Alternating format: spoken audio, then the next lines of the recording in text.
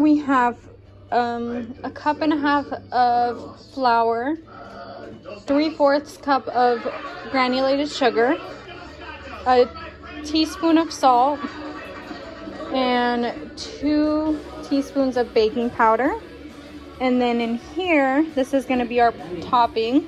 This is 1/2 cup of brown sugar, 1/4 cup of flour, and we're going to add in 1/4 cup of melted or softened butter, and then 2 teaspoons of cinnamon.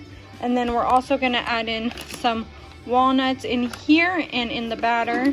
And then I have some chopped Granny Smith apples that are really small, so that we can we don't have to pre-cook them. They'll just cook in the batter. And then we are also going to need our wet ingredients after this. Okay, I'm switching over to voiceover because the background is way too loud. So I added in the melted butter into here.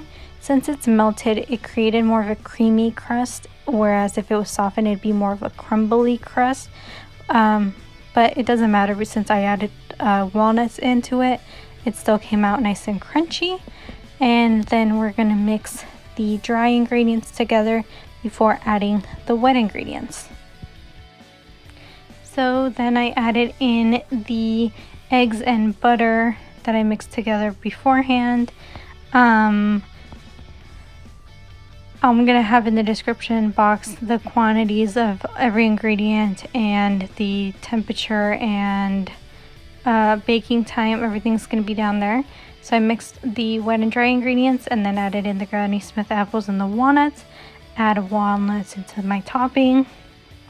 Mixed everything together and then poured it in a lined 9x9 baking sheet that I also sprayed with cooking spray.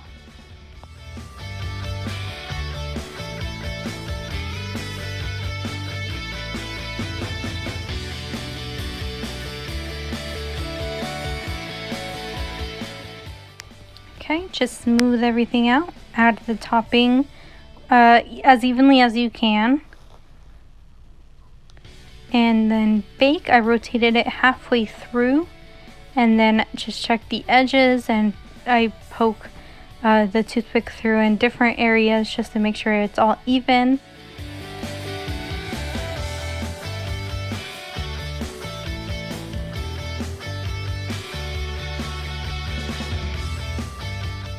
And take it out and cut it, and you should have this delicious soft bread cake thing.